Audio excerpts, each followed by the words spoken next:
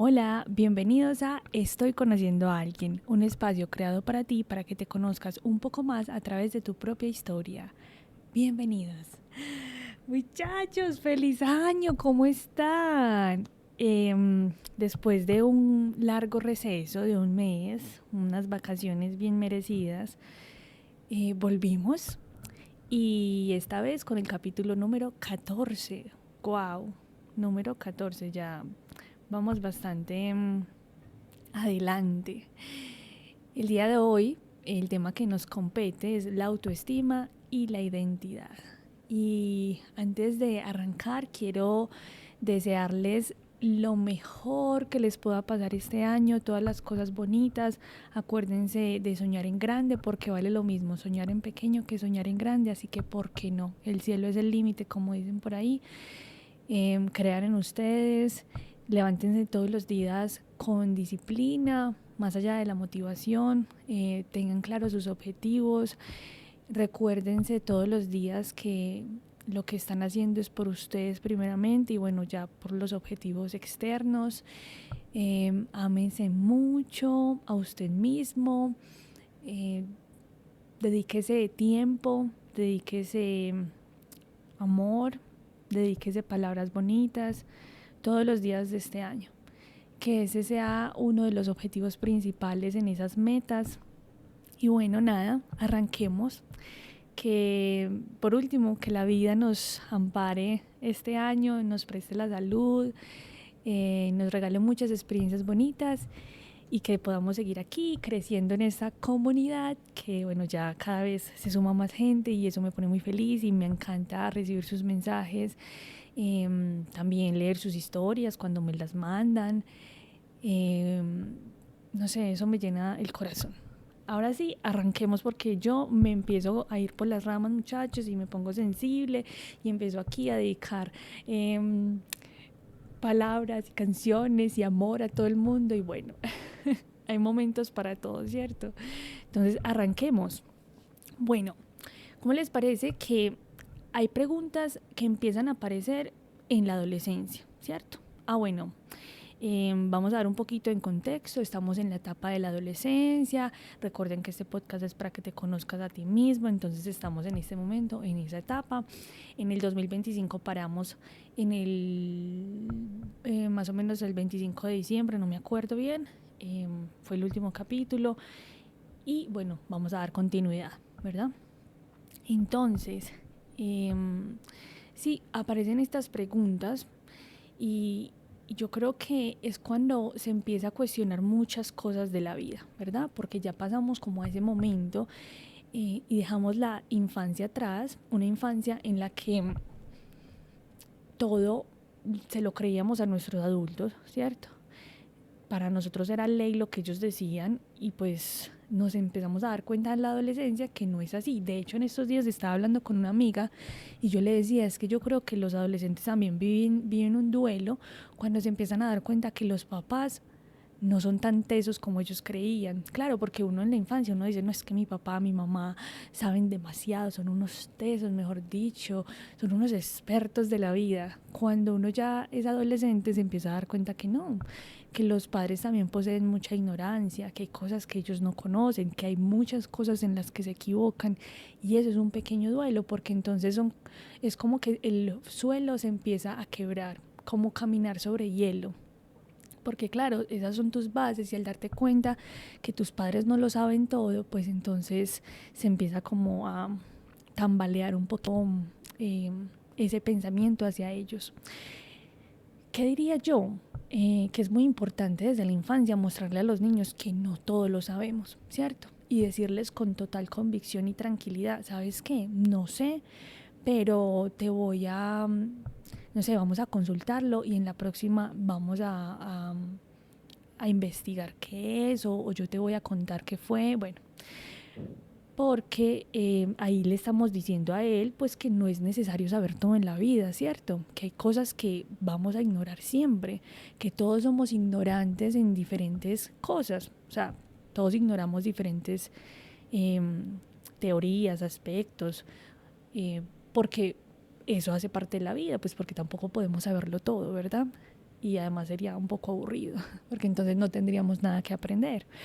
Me acuerdo mucho, aquí quiero contar una pequeña experiencia. Una vez estaba en Manizales con mis primitas y estábamos en un lugar que se llama el Monumento a los Fundadores. Y recuerdo que estábamos al lado como de una pareja que tenían una niña y la niña le preguntó al papá que quiénes eran esos los de la estatua.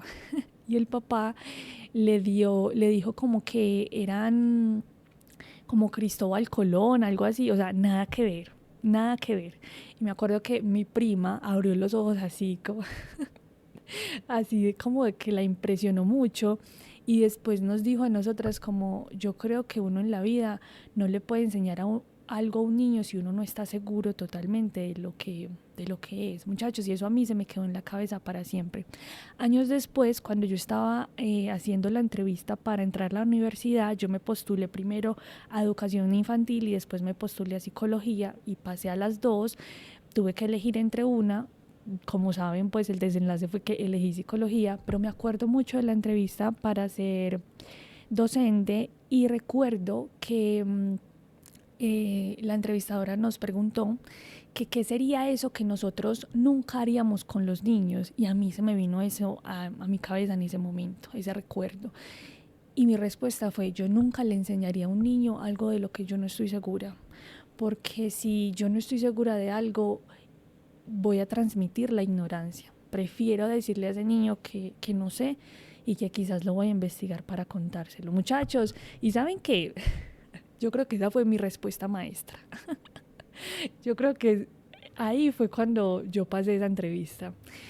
Y creo que lo he ido promoviendo a través de los años. Sin embargo, yo creo que en historias de Instagram les he contado muchas veces que a mí me cuesta mucho no aceptar el error, sino como saber que no sé algo, ¿cierto? Me da como mucha angustia, porque para mí el conocimiento es poder y el conocimiento es algo muy importante para mí a nivel personal. Entonces a mí siempre me gusta mucho aprender. Creo que nunca se los he contado, pero para mí el conocimiento siempre ha sido lo que me ha salvado la vida.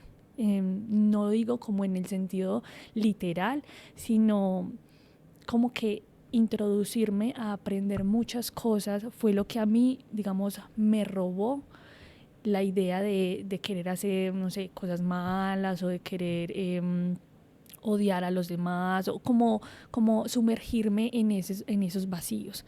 Yo siempre he dicho que a mí la universidad me salvó la vida y más allá de la universidad es la educación, porque una vez me acuerdo que siendo muy niña, un señor random que yo nunca volví a ver en mi vida, me acuerdo que un 31 de diciembre lo conocí y cuando lo conocimos, yo estaba con mi hermano, perdón, un 31 de octubre, era Halloween, estaba con mi hermano y este señor lo recuerdo muy bien, o sea, físicamente, tenía gafas, cabello, ya era un señor adulto, entonces tenía pues canas y nos saludó y nos mostró como un proyecto que estaba haciendo y lo que nos dijo a mí se me quedó marcado para siempre y fue lo siguiente. Nos dijo, muchachos, estudien mucho, porque lo que ustedes aprendan, lo que entre aquí, o sea, señalándose la cabeza, lo que entre en su cabeza, jamás nadie se los va a poder robar.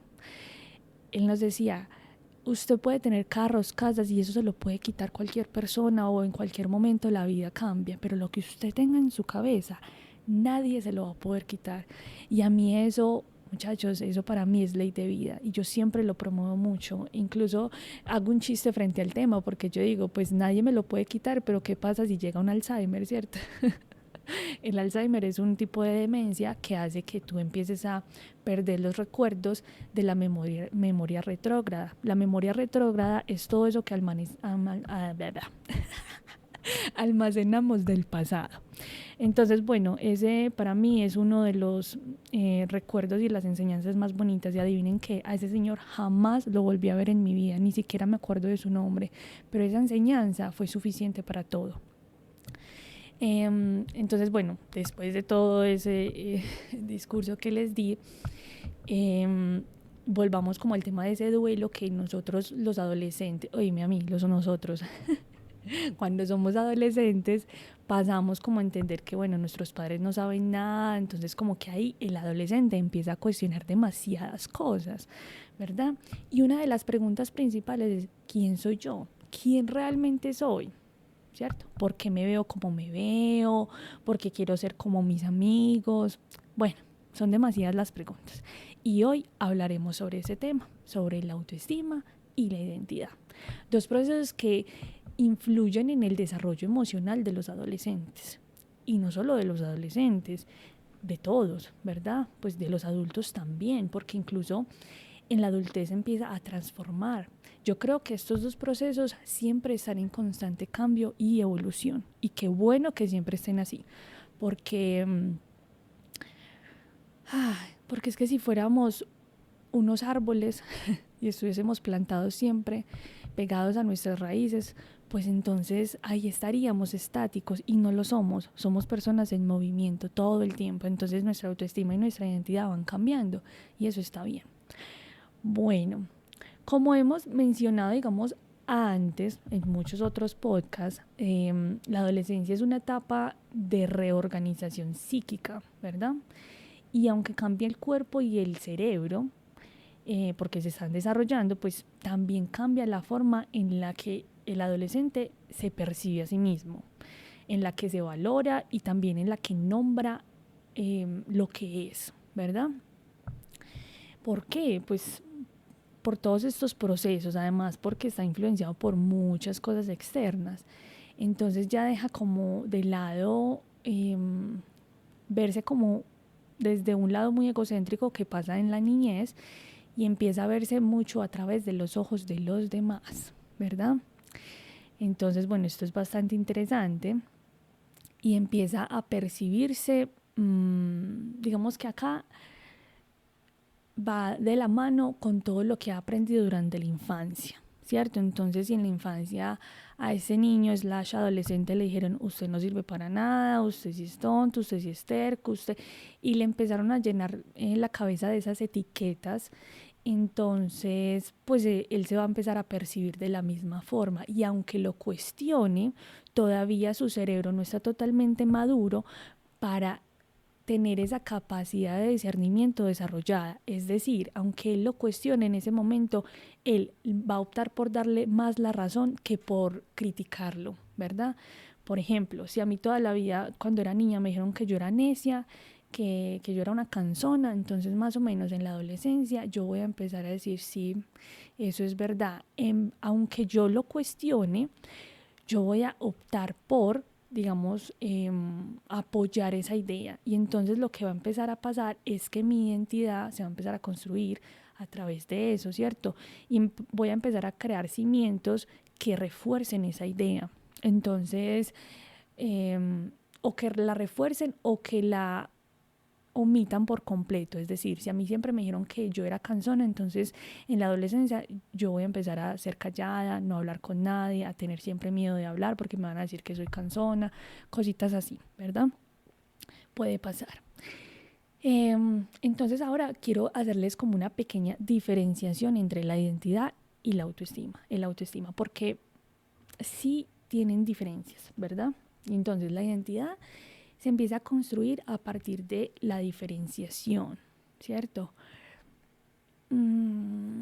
Es decir, dejo de ser igual que los otros,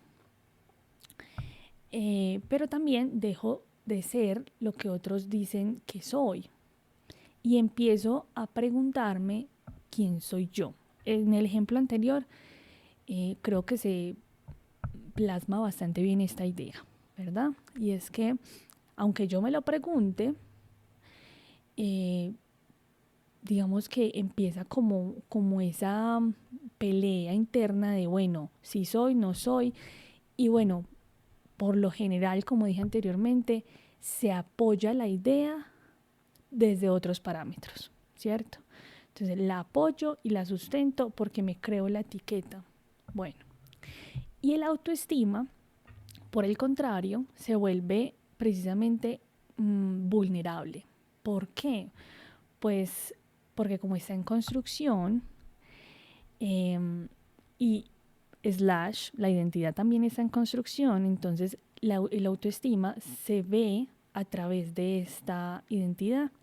El autoestima se empieza a construir a través de los ojos de los demás, ¿cierto? Cualquier validación o rechazo de sus pares o de sus adultos marcará un precedente en ese adolescente. Y esto es bien interesante porque yo creo que las palabras de afirmación hacen mucho, ¿cierto? Las palabras de afirmación siempre hacen que el otro se valide a sí mismo y eso está perfecto, pero entonces también pensémoslo en las palabras de desaprobación, ¿cierto? ¿Qué pasa ahí? ¿Qué pasa cuando desaprobamos a alguien? Esta persona suele, digamos, atribuirse eso, y aunque una persona en la adultez pueda cuestionarlo y decir, no, no estoy de acuerdo contigo, yo no soy eso, en la adolescencia, muchachos, sigue habiendo esa incapacidad de discernir entre lo que es real y lo que, o sea, lo que yo soy, el criterio que tengo de mí mismo y lo que los otros piensan de mí. Porque como que no está esa capacidad de decir, bueno, estos piensan eso, pero no me conocen, pero no. El adolescente suele pensar como, bueno, esta persona está diciendo eso porque yo me estoy comportando así, entonces quiere decir que sí es real, obviando muchos factores externos. Bueno, entonces ahí es cuando caemos como en esa pequeña trampa. Entonces, como adultos, siempre la recomendación es, hey, cuidemos nuestras palabras, y no solo con los adolescentes, sino con todos a nuestro alrededor, listo. Antes de lanzar un juicio de valor o una etiqueta, pensémoslo muy bien, y eso va también para mí, porque es que yo también soy humana y a mí a veces también me cuesta. Entonces, hay juicios de valor que son muy hermosos. Ay, es que tú eres maravillosa, es que tú eres perfecta, es que tú eres inteligente, tú eres valiente, tú eres muy berraca, no sé qué. Pero hay juicios de valor también negativos, ¿cierto? Que dicen, no, es que usted es muy terca, no, es que usted, ay, es que yo ya le dije, ay, es que yo ya le dije que usted es muy impuntual, usted es muy grosera, usted, ¿cierto? Entonces, mucho cuidado con eso. Más bien, ¿qué tal si lo cambiamos por, amigo, amiga, a veces eres impuntual? En ocasiones eres desordenado, en ocasiones eres terco. Cuando algo te gusta sueles, no sé, ser un poquito egoísta. Entonces ahí le estamos quitando con las palabras el valor absoluto. Le estoy dejando de decir a esa persona que siempre es así, que eso lo caracteriza, por decirle que en ocasiones, en algunas situaciones, se comporta de esa manera, ¿verdad? Pero bueno, digamos que tratemos de no hacerlo, ni siquiera por ocasiones.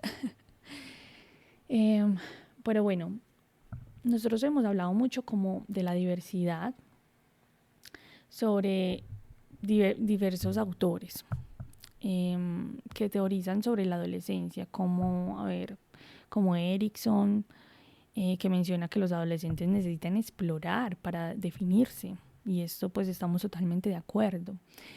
Esa palabra explorar, muchachos, creo que define muy bien lo que la etapa de la adolescencia es, explorar. Mejor dicho, yo creo que aquí nos podemos detener a hablar mucho, todos los que estamos escuchando este podcast, en todo lo que exploramos en nuestra adolescencia, ¿cierto? Por nada es gratuito que en la adolescencia se viven muchas primeras veces, ¿cierto?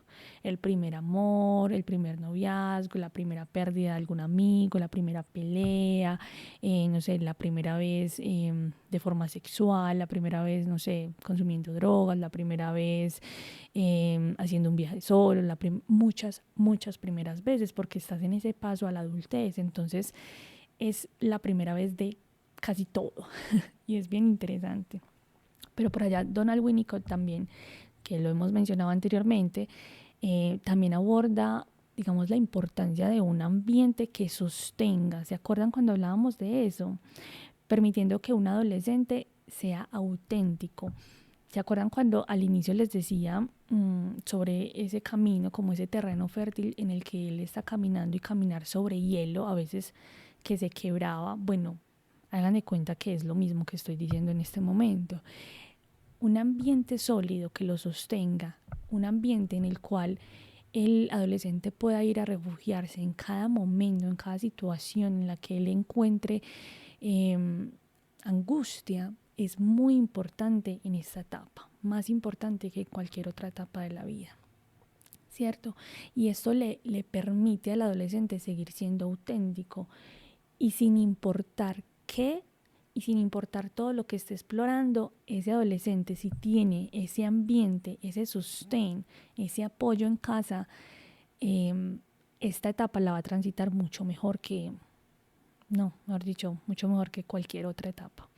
Porque estamos claros que en la adolescencia se experimenta mucho, entonces ellos empiezan a cambiar, se empiezan a querer vestir de una forma, de otra, empiezan a escuchar cierto tipo de música, empiezan con peinados raros, empiezan a vestir un tipo de prendas diferentes, empiezan a hacer, no sé, todo empieza a cambiar. Entonces, si nosotros en vez de juzgarlos en esas etapas, criticarlos o ponerlos en evidencia, los apoyamos y bueno, aunque no tenemos que estar de acuerdo, pero los apoyamos y les decimos, acá tenés un piso fértil en el cual, un piso fértil y también sólido en el cual te puedes apoyar en cualquier momento, ese adolescente va a transitar esa etapa con total tranquilidad. Y eso es muy importante, porque imagínense ellos tratando de ser esa persona, buscando esa identidad y que todo el tiempo los estén criticando en casa, los estén burlando, poniendo en evidencia, no es lo adecuado y yo creo que eso pasa mucho y por eso es que el adolescente empieza a sentir mucho más cómodo con sus pares y estando siempre por fuera de casa, busca escaparse, busca estar siempre afuera, a veces hasta el colegio se vuelve un refugio, pero no porque les guste estudiar, sino porque allí encuentran a sus compañeros que no los juzgan, que están en la misma sintonía, que están en los mismos cambios, entonces, bueno, bien interesante. Me acuerdo también que hemos hablado mucho de Bandura. Estos autores son como bien importantes en el tema del desarrollo, entonces por eso los menciono tanto. Este señor Bandura, él habla desde el aprendizaje social y explica cómo el adolescente, bueno, y su autoestima se ve influenciada por, digamos, como la comparación y el modelado, o sea, el modelo. Y esto se los he dicho muchas veces, el modelo es una forma perfecta para nosotros aprender, ¿verdad? Pero entonces ahí es cuando, no sé si recuerdan videos que he subido en Instagram, cuando les digo que el adolescente se empieza a comparar y en esa búsqueda de identidad ellos buscan encajar. Entonces aquí es bien teso porque, bueno, en nuestra adolescencia, digamos que era un poquito diferente, pero nosotros estuvimos un poquito influenciados por redes sociales. Ahora la influencia es absoluta. Entonces la comparación está en el tope, o sea, siempre. Y como les dije anteriormente, la capacidad de discernimiento es baja. Entonces para ellos empieza a ser muy intenso ese sentimiento de yo tengo que ser como esa persona, o yo por qué no soy así, o yo por qué no tengo esto, o mi nivel socioeconómico, o yo por qué no puedo comprar esto, yo por qué no puedo comer esto, yo por qué, y siempre esa comparación, ¿cierto? O yo tengo esto y aquel no, o qué tengo que hacer yo para diferenciarme, y ahí es cuando digamos en esa búsqueda a veces se encuentran cosas que uno dice, no es esta la forma en la que tú te puedes diferenciar. ¿Y a qué me refiero? No sé, aquí es cuando los adolescentes empiezan entonces a querer, entre comillas, verse malos, las chicas quieren verse más atractivas y pues esto es lo que está influenciando en la sociedad. Qué lindo sería que nosotros les enseñáramos que la diferenciación también puede ser a nivel, no sé, de inteligencia, a nivel de arte, de deportes, cosas como más sanas, ¿verdad? Aunque bueno, sin llevarlo a los extremos, porque todo puede llegar a ser perjudicial. Entonces, si una persona se mete en los deportes y quiere ser la mejor, entonces, bueno, eso ya empieza también a calar a otros problemas y no es la idea. Todo en balance. Bueno, yo creo que podríamos entonces empezar a hablar de las experiencias personales, que ustedes saben que siempre les doy un poquito de teoría y después les cuento algo como de lo personal y creo que tengo tantas historias, muchachos. Ay, no. Mi adolescencia fue bien interesante, bien interesante. Entonces, no, yo creo que hoy les quiero hablar de cosas que yo hice para encajar, ¿sí? Para encontrar validación externa. Acuérdense que muchas veces les he dicho que como adolescente y como niña, yo busqué mucha validación en, digamos, mis pares, sí, afuera, porque no encontré nunca validación en mi casa de ningún adulto importante para mí, o si la encontraba, pues era muy poca, entonces siempre la busqué afuera.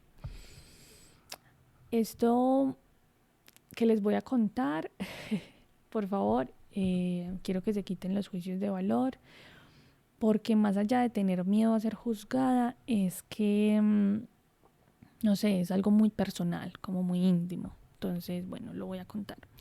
Cuando yo era adolescente, y es algo que realmente, o sea, muy poquitas personas saben, entonces, nada, lo voy a contar. Cuando yo era adolescente, yo me sentía con autoestima muy baja y se los he dicho muchas veces. Yo sentía que yo era muy fea, que yo no gustaba, ¿cierto? Además me hacían mucho bullying, entonces como que siempre resaltaba por mis defectos.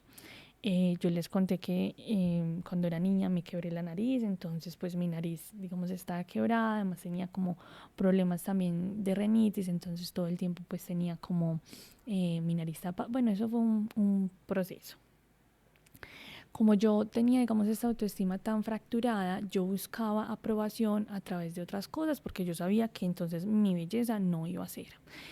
Entonces cuando yo empecé a tener amigos, muchos amiguitos, pues por otras amigas que tenía que sí eran bonitas, digamos, entonces yo lo que hacía era que me volvía muy amiguita y era extra buena gente para recibir aprobación de mis pares, ¿cierto? Aunque me molestaran, aunque me dijeran apodos, aunque me hicieran bullying, entonces yo lo que hacía era que era extra buena gente. Si ellos necesitaban algo, pues yo les súper ayudaba, yo les hacía, les traía, bueno. Y me volví me convertí en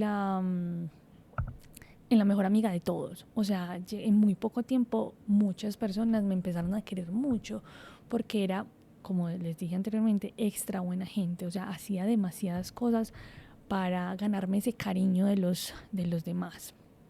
Especialmente de los niños hombres, porque los niños hombres pues nunca me iban a ver de una forma romántica, porque claro, en esa adolescencia es cuando empieza como esa búsqueda también del romanticismo, entonces nunca, desde mi perspectiva, nunca me iban a ver así porque pues yo era fea, ¿verdad?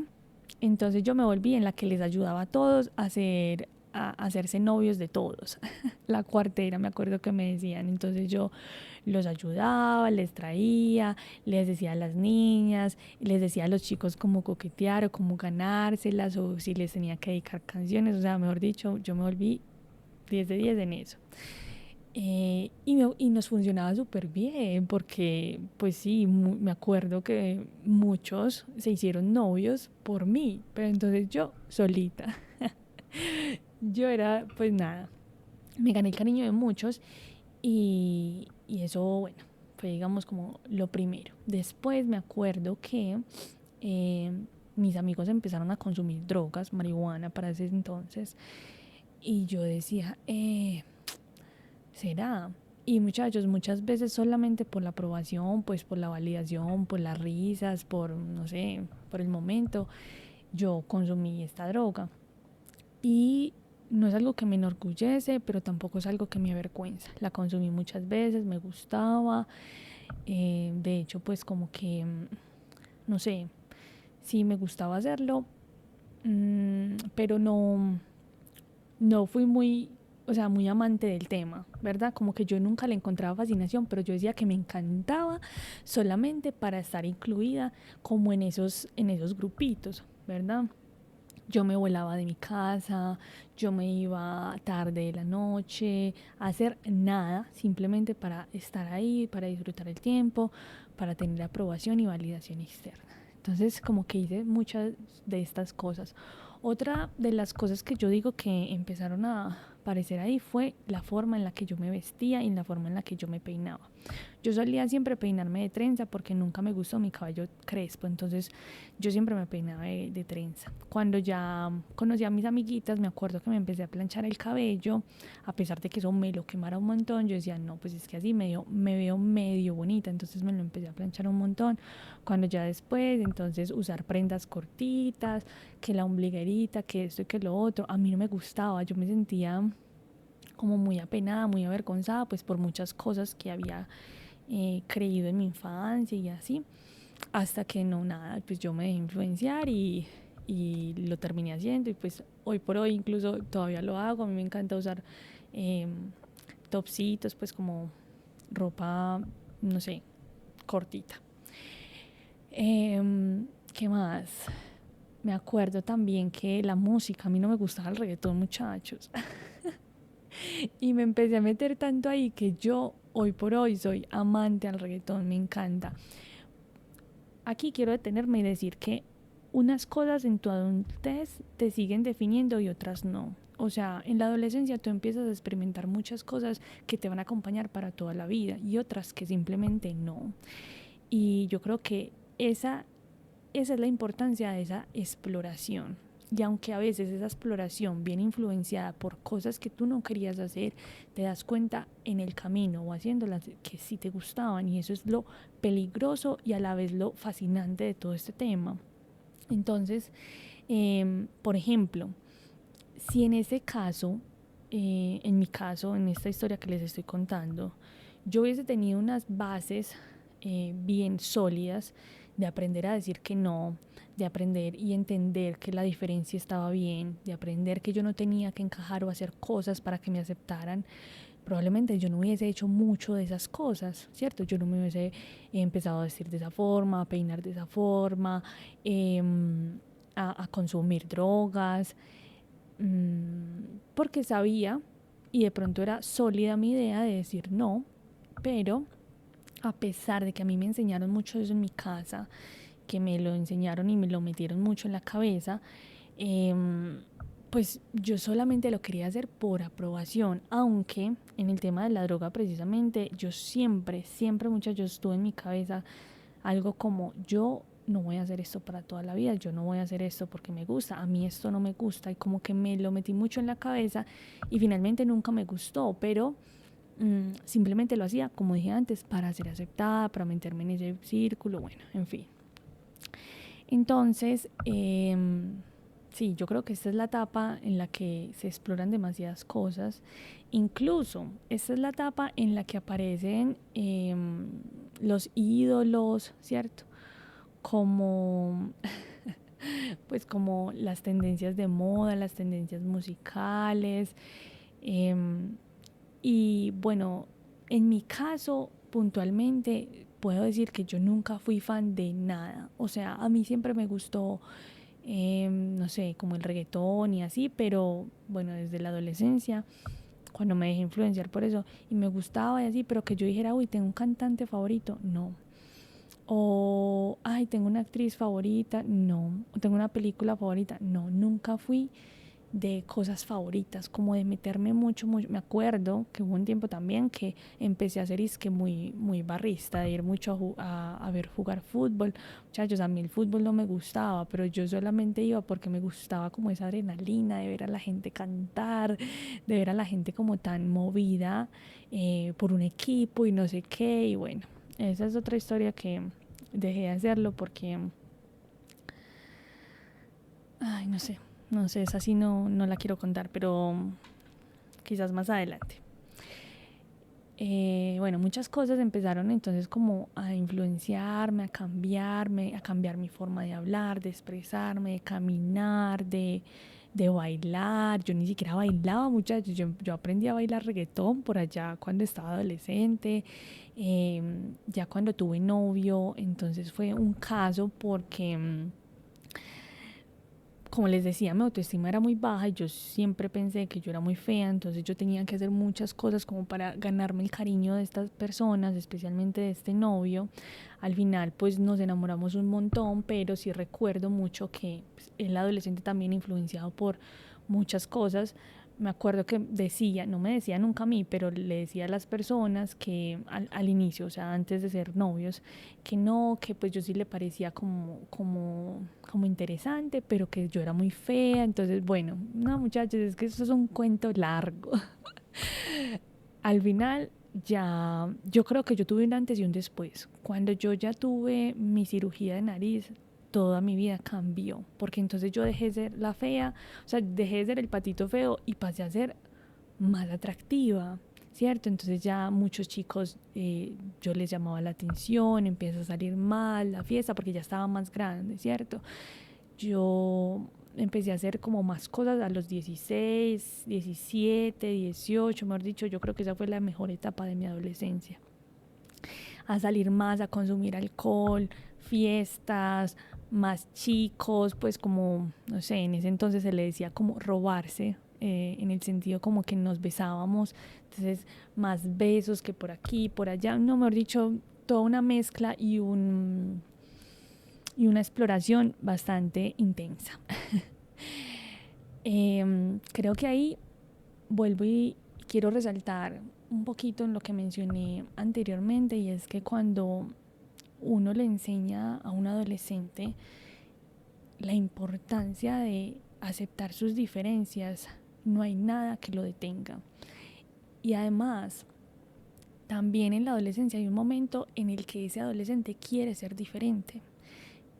¿Y saben qué me diferenciaba a mí? Y esto lo recuerdo mucho en el colegio. Primero, que yo era muy contestona, ¿cierto? Con mis profesores era muy desafiante, muy negativista, todo era no, no, no, no. Pero también influenciaba mucho al grupo. Y esto es bien interesante porque, no sé, por ejemplo, si los profesores decían vamos a hacer tal cosa, yo era la primera que me paraba, yo era la primera que hacía las cosas. Y entonces eso influenciaba a los demás, ¿cierto? También me acuerdo que esa huella que marcó mi adolescencia fue ser muy buena amiga, muy buena amiga. Y no sé si esto lo he mencionado antes, pero yo me gané medallas de honor por solidaridad, por amistad, por trabajo en equipo. ¿Cómo les parece? Que yo defendía a mis amigos a capa y espada. Yo creo que esa muestra de esa misma necesidad que yo tenía, ¿cierto? Porque a mí nadie me defendía, porque nadie daba la cara por mí, porque yo nunca sentí que alguien estuviera ahí a mi defensa. Entonces creo que esa era como el espejo que yo estaba tratando de mostrar. Cuando yo veía a alguien que estaba medio siendo, no sé, vulnerado, yo lo defendía. Y si no tuviera nada que ver conmigo, yo lo defendía porque yo sabía cómo de pronto esa persona se estaba sintiendo. Y vean, hay una frase muy bonita que dice que el sufrimiento eh, te enseña muchas cosas, y definitivamente es cierto, pues porque a veces quienes han padecido ciertas cosas tienen, tienden a tener mucha más empatía hacia esa situación que otros que nunca la han vivido. Entonces, sí, esta era como la misma proyección que yo, no sé, estaba ahí viviendo. Y bueno, esa era como mi diferencia, ¿cierto? Esa era como lo que yo me quería diferenciar, que yo quería ser más considerada más buena que todos, en el sentido de ayudar a los otros. Y creo que lo logré en cierto punto, ¿verdad? Y no sé, mira que hasta la adultez todavía sigo siendo muy, muy amable, muy solidaria, pero pues claramente hoy ya aprendí a a poner muchos límites, a hacer las cosas muy como consciente, no por validación, sino porque realmente quiera hacerlas, etcétera.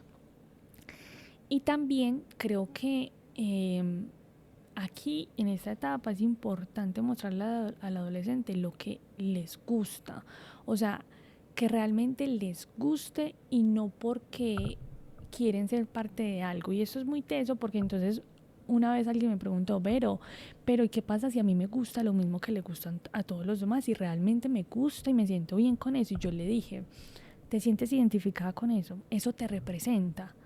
Me dijo, sí. Y yo, bueno, entonces ahí no hay problema. No hay problema, porque no importa si, si digamos que a mucha gente lo representa lo mismo. La importancia de esto es que tú no lo hagas por encajar, sino porque esto te define a ti, porque hace parte de ti, porque te identifica. Esa es la gran importancia y la gran diferencia. Aquí les quiero poner un ejemplo. Es que me acuerdo que una vez yo estaba en 11. Yo creo que eso nunca lo he contado, muchachos. Vean, yo perdí décimo, imagínense. Porque yo capaba clase para irme a ver con mi noviecito. Y capaba mucha clase, mucho. Yo estudiaba en la Javiera Londoño, que queda en el centro de Medellín, ¿cierto? Entonces perdí décimo porque capaba clase, porque no hacía tareas, porque no me gustaba. Las únicas materias que me gustaban eran las de énfasis en artes. Bueno, entonces perdí décimo y resulta que cuando pasamos pero yo no le dije nada a mi papá. Yo no le dije nada, muchachos, porque ese era el año en que me iban a operar la nariz. Entonces si yo le contaba, él no me la operaba, yo estaba segura. Entonces yo le dije que no, que yo sí había pasado el año, que todo súper bien, no sé qué. Y pues como él nunca iba por mis notas, vio cuando yo les digo que yo sacaba ventaja de esa ausencia paterna y materna. Bueno, yo no le conté. Y yo no me acuerdo si mi mamá supo, no sé. Entonces yo no le conté, le dije que sí, que había pasado el año todo súper bien. Y esperen, sí, yo creo que mi mamá sí supo. Es que ven, eh, aquí es cuando yo les digo, por allá les mencioné en la infancia que mi mamá en la adolescencia sí tuvo como apariciones muy importantes. Creo que esa fue una de ellas. Y me río es porque ella fue muy alcahueta en muchas cosas, no solo conmigo, sino con mi hermano, pero yo creo que era también esa búsqueda de crear cierto vínculo con nosotros. Sin embargo, esas alcahueteadas, entre comillas, fueron necesarias en muchas ocasiones. Esta fue una de esas, muchachos. ¿Por qué? Porque yo dije, yo no estoy diciendo mentiras, yo voy a pasar a 11 en el primer periodo de repetir décimo, porque nos daban esa oportunidad, ¿cierto? Como que podíamos repetir el año, pero si en el primer periodo lo hacíamos súper bien y el puntaje era más alto pues del esperado, entonces nos promovían a 11. Y yo dije, yo voy a hacer eso. Y me lo metí en la cabeza así, súper enfocada. Entonces yo no le dije nada a mi papá para que me operaran. Y claro, ese diciembre me operaron. Cuando ya entramos a estudiar en enero, mi papá se dio cuenta. Pero ya en enero yo ya estaba operadita, entonces ya no había nada que hacer. Y yo entré a repetir décimo. Y me acuerdo que ese año fue muy importante para mí, o por lo menos ese primer periodo, porque ahí fue cuando yo me demostré a mí misma que yo sí servía para estudiar, que a mí realmente sí me gustaba estudiar, que yo era buena, porque toda mi vida yo había creído que yo era una maqueta, porque mi papá me decía que yo era una maqueta. Nunca entendí qué significaba, pero pues la atribución era como que era mala estudiante, que yo era mala estudiante, que yo no servía para estudiar. Eso no solo me lo decía mi papá, me lo decían muchas personas, que yo era una perezosa, que no me gustaba hacer nada, no sé qué. Entonces toda mi vida yo había crecido con eso, ¿cierto? O sea, me había metido eso en el inconsciente de que realmente no era buena. Cuando les digo que este periodo fue muy importante en mi vida, fue por eso, porque, muy madre, yo me desconocí. O sea, yo me volví la más nerd. Imagínense que quedé entre las 10 primeras y en ese salón éramos como 40 y tantas. Y la Javiera Londoño tiene un alto, pues, o en ese entonces, no sé, digamos que el nivel académico era muy bueno. Entonces para mí fue wow. Y además, no fue en un énfasis de artes, que para todos, entre comillas, era fácil. No, este fue un énfasis de biología. Biología, muchachos, yo pensaba que yo no iba a poder hacer eso, porque biología era una de las materias más difíciles junto con química, y yo lo logré. Para mí eso fue brutal. O sea, yo me sentí muy orgullosa de mí. O sea, yo me sentía como otra persona. Entonces eso fue muy bonito. Cuando ya pasé a 11, yo me pasé de colegio. Me devolví para el colegio donde había estudiado toda mi vida por razones económicas, porque como yo estudiaba en la Javiera, mi papá me tenía que dar pasajes todos los días para ir, digamos, a estudiar, más el algo. Entonces eran como 7.000, 8.000 pesos diarios, y eso era mucha plata. Y para ese entonces mi papá había perdido su trabajo. Bueno, esto es una historia que no he contado, que quizás la contaré en otro podcast. Pero para ese entonces mi papá ya había dejado de trabajar, él ya no estaba trabajando, entonces económicamente estábamos muy apretados. Eh, no, eso también fue maluquito, pero lo contaré después. Entonces me tuve que volver al colegio, pues porque el colegio quedaba ahí a 2 cuadras de mi casa. Entonces me devolví, además estaban todos mis compañeritos, pues con los que yo había crecido. Entonces fue bien interesante porque yo dije, todo va a volver a ser súper chévere, yo voy a seguir enfocada, estudiando, no sé qué. Bueno, las noticias son las siguientes. No fue súper chévere, la verdad, nada fue como antes, no éramos el mismo grupo de antes, éramos muy poquitas niñas y muchos hombres. Ninguna de mis amiguitas estaba estudiando ahí, entonces pues fue bastante complejo. Ahí fue cuando yo me empecé a juntar más con hombres, que realmente fueron mis salvavidas y yo los amo, pero también empecé a ser mucho más vaga. Entonces digamos que ese periodo de ser súper juiciosa, súper enfocada y no sé qué, se vio otra vez opacado por esa pereza, no querer hacer nada, me empiezo a salir del salón, me salía de clase, bueno, volví a ser esa persona. Y eso fue un choque porque también fue entender muchas cosas, ¿cierto? Como desdibujar ese imaginario de que tú ibas a volver a ser súper chévere, súper cool, como había sido en noveno, antes de pasarme de colegio. Eh, Entender pues que ya todos habíamos crecido, que las cosas no eran como antes, también ver el nivel académico que era más bajo. Entonces, por ejemplo, cosas que estábamos viendo en 11 cuando yo llegué, yo ya las había visto en el primer periodo de décimo.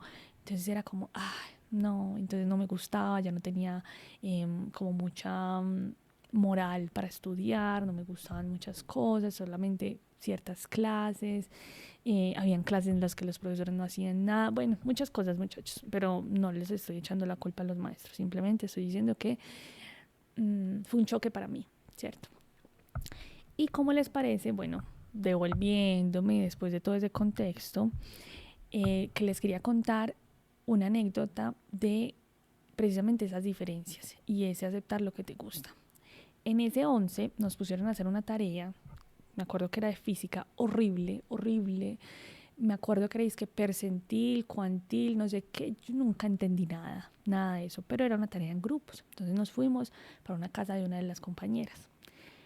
Y hablando, empezamos a decir como, ay, ¿cuáles son sus películas favoritas? No sé qué.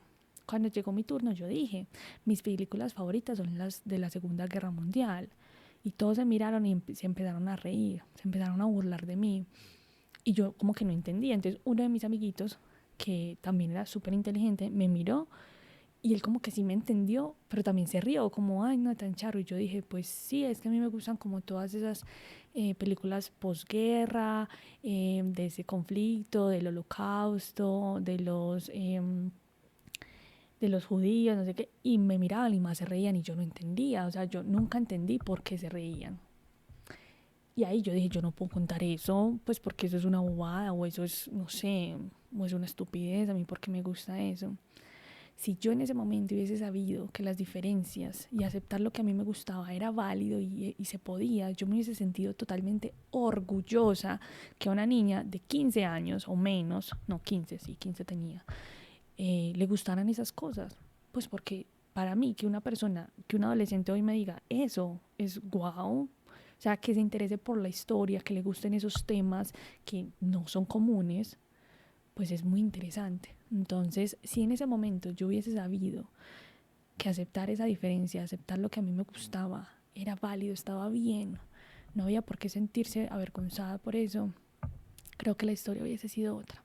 Porque por mucho tiempo yo, digamos que traté de ocultar esos gustos raros, entre comillas. Y a mí siempre me gustó mucho como saber cosas de la historia, entonces yo trataba de ocultarlo, y de la literatura y el arte. Yo trataba de ocultarlo, pues porque entonces si yo decía eso iba a ser la rara, esa boba. Ay, me acuerdo también que una vez, miren, es que empiezan a aparecer los recuerdos. Me acuerdo que una vez estaba con dos amigos, un niño y una niña, y ellos eran novios.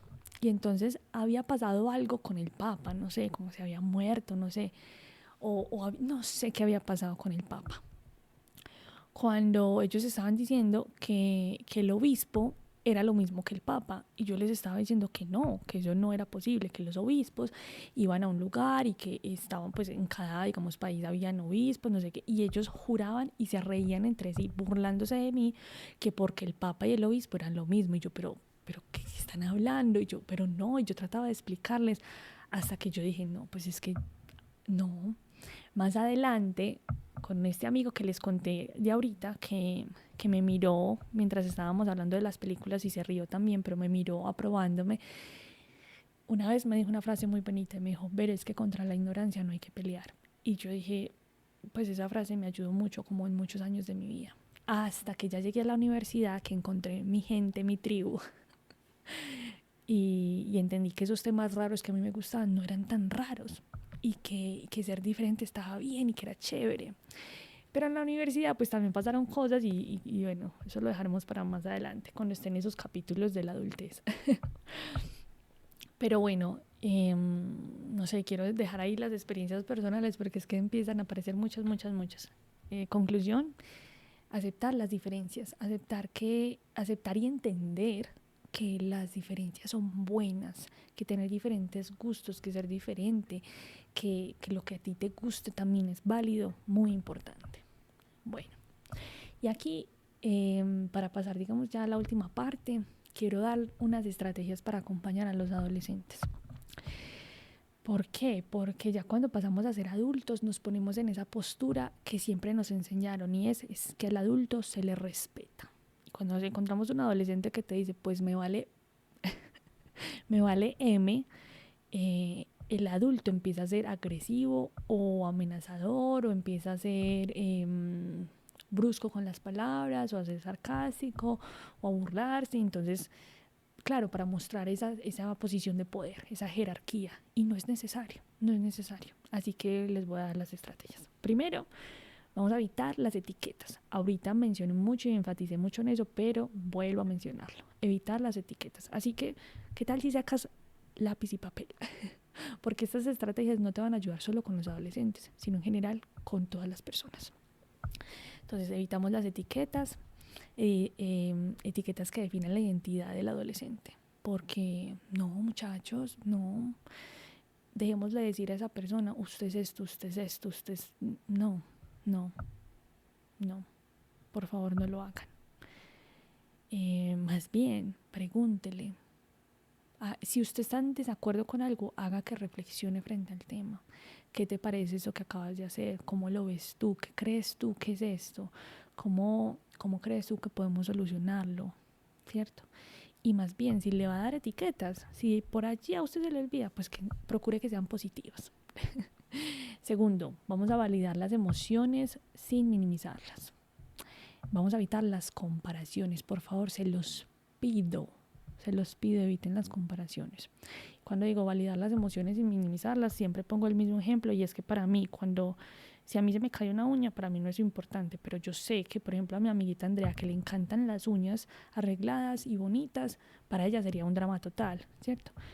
Para mí no lo es, para ella sí. Entonces yo no voy a obviar lo obvio, no voy a minimizar su emoción diciéndole que es una bobada, que es una estupidez, porque para ella eso sí significa algo.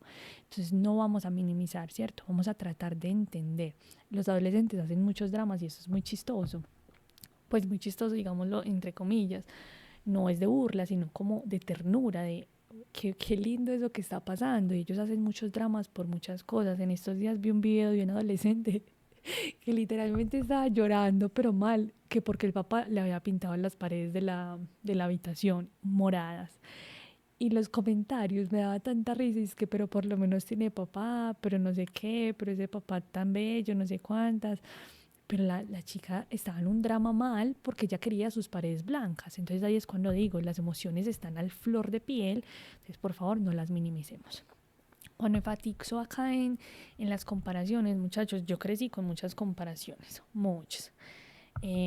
Tanto las que hacían conmigo y con mi hermano, que se los mencioné en otro podcast, que a mí me chocaba mucho que nos compararan porque siempre decían, ay, es que Luisa, a mí me llamaban Luisa en mi casa, es que Luisa hace esto y usted no, no sé qué, y me chocaba que él sintiera eso, pero a mí me comparaban con una amiguita que era muy inteligente, que era muy juiciosa, que era muy dedicada, muy de la casa, muy buena hija, muy buena hermana, y toda la vida me compararon con ella. Entonces mi papá siempre me decía, sea más como ella, usted por qué no es como tal. Y yo hasta que un día, muchachos, en mi rebeldía le dije, es que yo no soy ella y a mí no me gustaría ser ella, porque ella es eso, pero ella no es aquello. Y yo tengo esto y ella no. Y somos diferentes, pero eso siempre causó en mí como mucha tristeza. Pero yo me propuse que yo no iba a sentir mal, no me iba a sentir mal, ni sentir como odio o resentimiento hacia mi amiga, porque yo la amaba, porque éramos muy buenas amigas, habíamos sido amigas desde el preescolar y yo la amaba demasiado. Ella me enseñaba muchas cosas y realmente para mí fue muy importante toda mi vida. Ya no nos hablamos, pero ella tiene un lugar en mi corazón muy importante. Y nos comparaban tanto a mí con ella, pues a ella nunca conmigo, que yo decía, o sea, esto es horrible. Cualquier persona puede crear un odio hacia esa persona que la compara, ¿no? Y yo decía, no, es que no es culpa de ella, no es culpa de ella, que mi papá me esté diciendo todo el tiempo que sea como ella. No, no y no. Entonces yo me negué a odiarla o a sentir cierto recelo hacia ella, jamás. Siempre pensé que puedo aprender de ella, ¿verdad? Y bueno, nada, gracias al cielo tuve esa reflexión cuando era adolescente, porque nunca generé ni odio, ni resentimiento, ni envidia, ni ganas de ser ella, no. Yo aceptaba lo que yo era y a mí me gustaba quién era. Entonces, bueno, en fin, las comparaciones son odiosas, son terribles, no las hagan, por favor. Esa dicha que dice, ay, las comparaciones son horribles, pero hay que hacerlas. No, no las hagas. No, mi ciela, no las hagas. Bueno, eh, bueno, no voy a hablar de los contextos, pero en este contexto específico con personas adolescentes, no lo vayas a hacer. Si no sé, si es un tema de un trabajo, de una estadística, bueno, eso ya es diferente. Listo. Tercer punto, vamos a reconocer el esfuerzo del adolescente. Vamos a reconocer más que el resultado. Por ejemplo, no sé, en el tema de las notas del colegio. Ay, se esforzó mucho, pero no, sacaste un 3. ¿Cómo que sacaste un 3? ¿Y qué? Pero se esforzó mucho, puso empeño, se levantó temprano, hizo las tareas, leyó, estudió. El resultado es un número, pero el esfuerzo es lo más valioso y es lo que le va a enseñar toda la vida, su capacidad de enfocarse en las cosas. Entonces, valida más ese esfuerzo, reconócelo, dile que lo hizo muy bien, que realmente se esforzó mucho más que el resultado. Listo. Cuarto, muchachos, vamos a permitir la exploración con límites claros y conscientes.